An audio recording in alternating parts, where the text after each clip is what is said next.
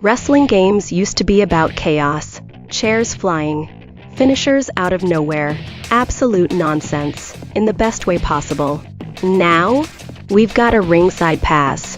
WWE 2K26 is introducing a Battle Pass system with free and premium tiers, replacing traditional DLC packs. And if that sentence alone made you sigh, yeah, same. Because this isn't just a new feature. This is the final step in WWE games becoming something they were never supposed to be, a live service grind.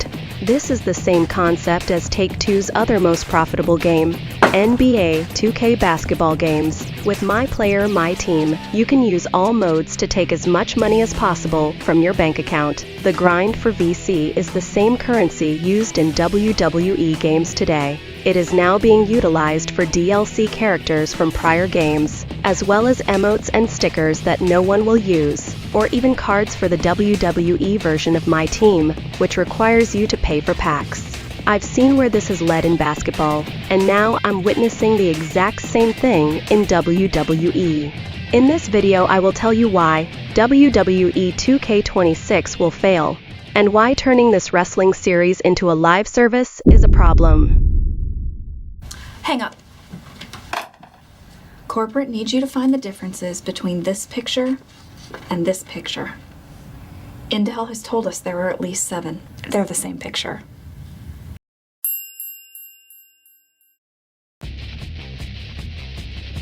From what we know so far, WWE 2K26 Ringside Pass works like a standard battle pass. You play matches, you earn progress, and you unlock content across free and premium tracks. On paper, that might not sound terrible, but here's the problem. WWE games are yearly releases. A battle pass makes sense in a game designed to last years. It does not make sense in a game that gets replaced every 12 months. Can you tell I don't like the Ringside Pass? It was bad enough that the game had my faction, but now we have to live with this nonsense. I'm telling you this year, the rewards will be good to start with. That's how they mislead you. Corporations will make everything wonderful for now, and then later, perhaps a year or two later, once everyone is comfortable, they'll raise the price of the Ringside Pass or move all of the better prizes to the premium version and everything else to the free tier.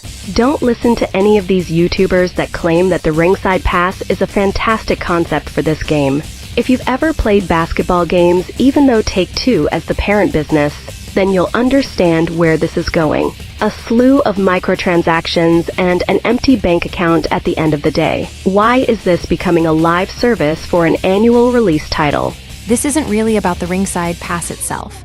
It's about what it tells us about how WWE 2K26 is being designed. The moment you add a battle pass, the core question of development changes. It stops being, is this match fun? And becomes, how do we keep the player engaged for as many hours as possible? That sounds harmless, but it isn't. Because now gameplay systems aren't designed around excitement or replayability. They're designed around retention. Longer matches, slower pacing, more systems layered on top of each other. Not because they improve the experience, but because they stretch playtime. And this matters even more in a yearly release. WWE 2K26 isn't meant to be played for 5 years. It's meant to hold your attention just long enough until WWE 2K27 exists. So instead of delivering content that feels complete and satisfying, the game relies on artificial progression, locks, tiers, and time-gated rewards. At that point, you're not being rewarded for playing well.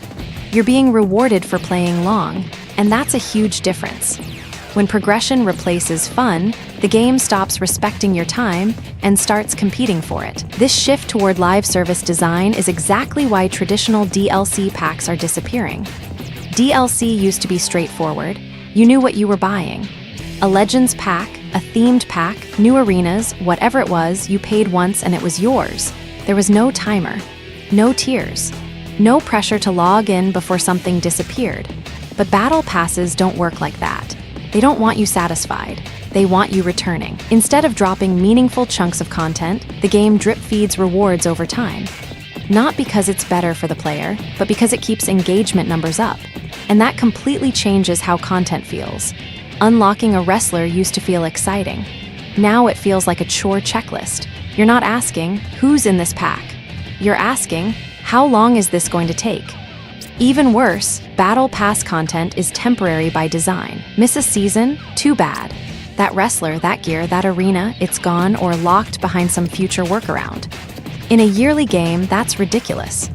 WWE 2K26 will be replaced by WWE 2K27, and suddenly content you paid for with time, not money, just vanishes. That's the core problem. DLC respected your wallet.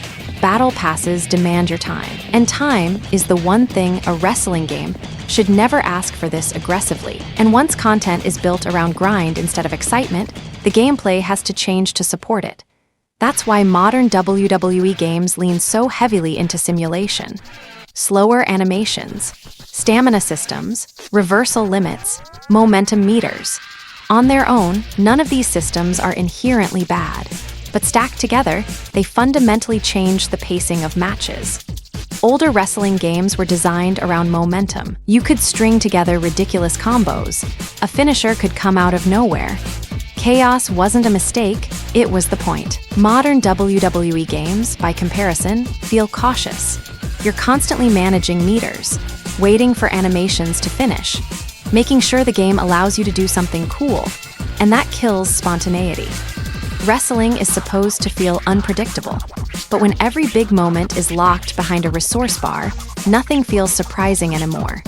The irony is that the actual WWE product has never been more over the top. People are doing wild spots, no selling for drama, jumping off structures that clearly shouldn't exist in real life. Yet the games are slowing everything down in the name of realism. I don't want to simulate a perfectly paced television match. I want to pick up a controller and immediately feel like I'm in control. I want mistakes, chaos, and moments that weren't planned. And the more WWE games chase realism, the more they lose what made them special in the first place. And once wrestling games slow down this much, they stop being something you casually jump into. They start feeling like something you need to commit to. Wrestling games used to be perfect pick-up-and-play experiences. You didn't need a plan. You didn't need objectives. You booted the game, picked your favorite wrestler, and had fun within seconds. Live service design breaks that completely. Now everything is built around progression, challenges, daily and weekly goals, unlock tracks. Even when you just want a quick match, the game is constantly nudging you toward what it wants you to do instead. And that changes your mindset as a player. You stop experimenting. You stop messing around because doing something for fun suddenly feels inefficient. Couch multiplayer suffers the most from this. Wrestling games used to thrive on local chaos. Friends on the couch, random match types, absolute nonsense, but live service systems don't care about that experience. They care about retention and repeat logins. The result is a game that technically has more modes, more systems, more things to do, but somehow feels less inviting. And that's the real tragedy here. WWE games didn't lose their audience because fans stopped liking wrestling. They lost something because the game stopped being easy to enjoy, when a wrestling game feels like homework. When you put it all together, the Ringside Pass isn't just another feature. It's a symbol of where WWE games are headed. Away from pick-up-and-play fun, away from chaotic, arcade-style wrestling, and straight into live service design, engagement metrics, and systems that value your time more than your enjoyment. WWE 2K26 might be more polished. It might be more realistic, but realism isn't what made wrestling games special. Fun did.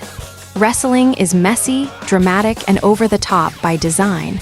And the best wrestling games understood that. They didn't ask you to grind.